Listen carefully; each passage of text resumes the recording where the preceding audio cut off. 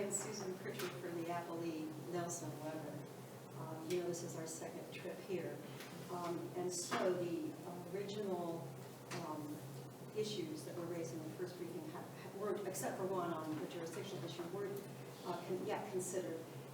The appellant did bring most of those same arguments. There are 8 assignments of error in the appellant's brief, although the 8th one is numbered 9 some of the time. And I would like, most importantly, I think, to point out to the court that her assignments of error number 3, 4, 5, and 6 were not raised in her objections. This case was tried before Chief Magistrate Carter over many, many days. He issued the original decision, and of course there were then objections filed. But she raised them in her supplemental objections. She did. And what do we do with the fact that the court considered those supplemental objections? Well, I don't know what you do with it. Doesn't that make us have to consider it? Because the point is, the court didn't say, well, you missed your time, and the court did review it, so why would we not review it? Well, there is case law on point where the same thing happened, and it was clear from this court, and then BP, I think, is the case where if it's only raised in your supplement, that's not, it doesn't even follow the rules for objections. It has to be done within 14 days, and it was 6 months later. No, I understand, Yeah. but I bet you in that case. You bet me in that case. I bet you in that case that the court had not ruled on the supplemental objection. Well, that was my case. Oh, well, then you would know better than me.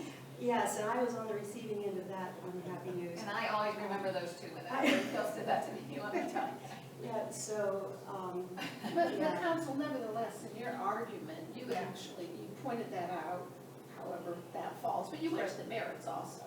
Yeah, I do go to the merits also because I think that, you know, I do think we need guidance from the court. If we're going to relax that rule in some fashion and say, okay, you can just raise it in a supplemental brief 6 months later without leave of court, that would be nice for us because sometimes we do overlook things in the original objection, especially when you've got a 150-page decision, you know, and you can't really discern how all the pieces fit together. And I can understand that, but it's also fairly easy to go to the court and say, oops, you know, I overlooked this.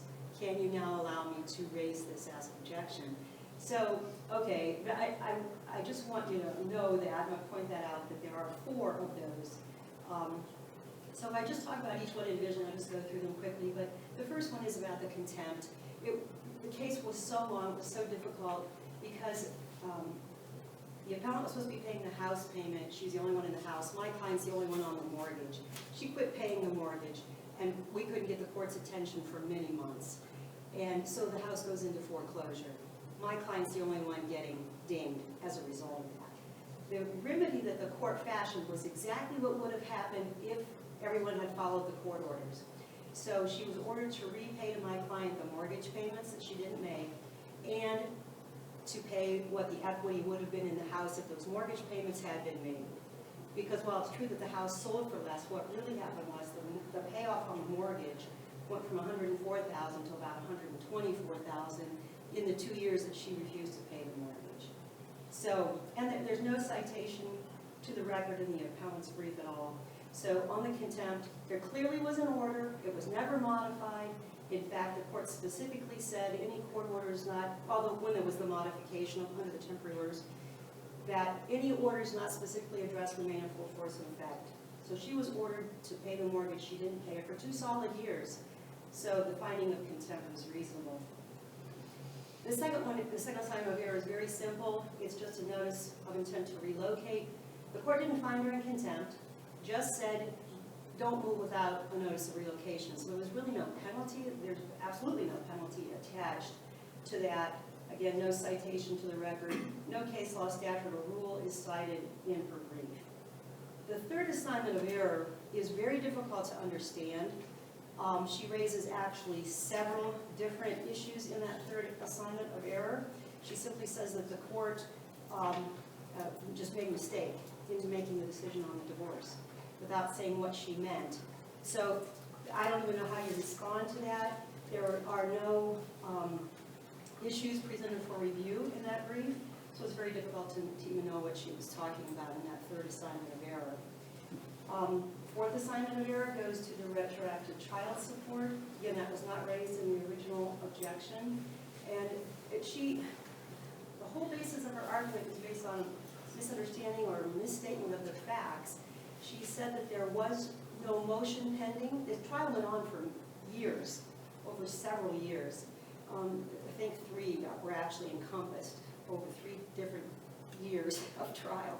So it is hard to keep track of what happened, but if you look at the docket, there were in fact 2 motions pending, ours and theirs, for modification of child support. So there were motions pending, so the one case that she cites, the facts are different because it specifically talks about the court shouldn't be making retroactive modification of temporary orders in the trial if there's no motion pending. Well, we had 2 motions pending. The court just finally got to hearing them in the decision after the trial was complete. Was there an objection below to the court's finding on retroactive child support? No, that was raised in the supplemental brief 6 months later. Supplemental. Yep.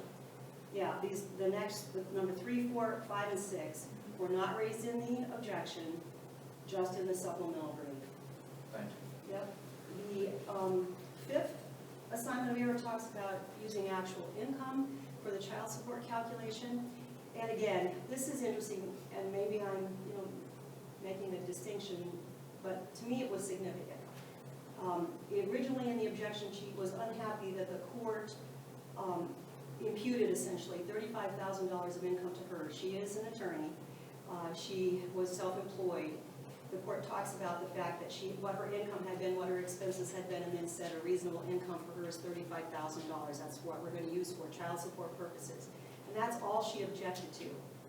Later on in the supplement, then she objects to my client's income. But again, the court went through all the facts and said, well, he had been living in Maryland. In the middle of the year, he left Maryland, came back to Ohio, left a higher paying job so he could be back with his family, and his income was significantly reduced. Also, he was doing consulting, and he was no longer able to do consulting. So although he had been making more income, we knew that was no longer the case, and so this is the actual income. And the court makes a specific finding after it talks about all these elements of the income for the specific years, that these are the numbers that are appropriate for the child support calculation purposes, and that's what it means. Number 6 talks about child care expenses. The parties agreed mid-trial, like in 2013, right in the middle of everything, to a shared parenting plan. The shared parenting plan is a 50-50 plan, so mother has Monday, Tuesday, dad has Wednesday, Thursday, and they alternate the weekend. So it's exactly a 50-50 plan. They each had their own daycare arrangements. So part of the understanding was that, in fact, what the court ordered was that he would pay for his daycare expenses and she would pay for hers. So there was absolutely no reason then later when you're doing a child support calculation to include daycare expenses. And that's her concern in number 6, which also was not raised in her original objection. Number 7 goes to the premarital interest in the Thornhill property, which was the marital residence. It was undisputed that my client had brought a down payment to the purchase of that house of $29,000, totally undisputed. Again, what happened was that the equity was destroyed because the mortgage wasn't paid for 2 years. So we were in a forced sale, we were in a foreclosure, and obviously that affects any time you're in people know you're in a foreclosure, they're not going to pay the top dollar for that property because they know they don't have to. So the interesting thing here is that there's no authority cited in this assignment of error, nothing. No rule, no law, nothing. The standard of review actually requires the court to find on a premarital interest argument that the court lost its way and committed a manifest miscarriage of justice. There's no allegation that that happened. There's no discussion of why it was wrong, just that she doesn't like it. So on that, without any authority or development of that argument, the court needs to reject that argument. The final assignment of error goes to attorney's fees. Again, there's no allegation of abuse of discretion, but that is the standard of review in reviewing attorney's fees. And as the court knows, the statute requires, well, she does cite this statute in reference to attorney's fees, but it requires the court to look at all the assets of the parties their ability to earn, pay for their attorneys, whether they were able to mount a defense, all of those things, none of which is discussed in that assignment of error. The only citation to the record in that assignment of error is to mediation, which has no application to attorney's fees. So on the basis of all of those arguments, we're asking the court to deny the appellate's arguments. Thank you. All right, thank you very much. The appellant has appeared at 11:52. Just to inform you how I handled this. We took a recess at 11:32, and we waited 10 minutes, and rather than have you waive your entire time, we heard from the appellee for 15 minutes, so that leaves you with 5 minutes. I'm sorry, Your Honor, that's at the previous courthouse. Right, that's what I understand. And you have construction, which makes parking difficult around here. Well, as difficult as it is, everybody else has got time. So I didn't want to hear from you. We'll give you 5 minutes. Sure, Your Honor. My arguments are fairly simple. It's an equity issue. It's a fairness issue. The case that we had was so one-sided. We had 9 trial dates, 7 of which the husband put forward his case in chief. Granted, I was on the stand quite a bit. However, I was under cross-examination for almost all of it. The 8th day, we had kind of a split day, and the 9th day was supposed to be my case in chief, but we were instructed by the magistrate that we weren't allowed to bring forward anything new. So the wife, myself, was not permitted to bring forward anything in her case in chief. And so the case that the decision, the case itself was extraordinarily one-sided, and it reflects that way in the decision. I'm asking this court to reverse this matter on a number of issues. The first one is on the house for finding in contempt for failing to pay on the mortgage. The magistrate who redid the spousal support specifically found in her paperwork that the wife was not required to make the mortgage payments. The mortgage was not in her name. The paperwork that is attached as part of the order takes away any mortgage payments from the calculations on the FIN calculations, and as such, the wife was not responsible for the mortgage payments. To then find that the wife is in contempt for failing to pay the mortgage is a reversible error. It just simply is not something that was ordered, so she can't be in contempt if she wasn't ordered to do that. But wife could have filed a motion to modify. But she wasn't in order to pay the mortgage to begin with, so she wasn't paying the mortgage because it was not in the order to do so. In the same regard, the equity in the house. Wife brought $20,000 cash into the marriage. Husband brought in about $30,000 in equity for a house. The house was purchased at the height of the housing bubble, and when the couple split up, right at when the couple split up, the housing market collapsed. Again, the houses in that neighborhood did not sell for what they had previously been selling for. This house was not going to sell for what it was selling for. The equity, the $20,000 that the wife brought in, was determined to have dissipated during the course of the marriage. Just in that manner, the $30,000 in equity in that house dissipated through the course of the marriage because that house simply wasn't worth what it had been purchased for, because it had been purchased at the height of the housing bubble and sold in the low part of the housing collapse. The wife was found in contempt on a notice to relocate. Contempt cannot be found for a legal impossibility. The magistrate gave the wife 3 weeks to vacate the premises, and then found her in contempt for not filing a 30-day notice of intent to relocate. It is a legal impossibility for her to have filed, even if she had a place to live in that 3-week period, for her to have complied with the notice of intent to locate. And as such, it's a legal impossibility for her to have complied. There are child support issues in that the child support calculations were not done with actual incomes, the child care fees were not calculated. The work-related child care fees.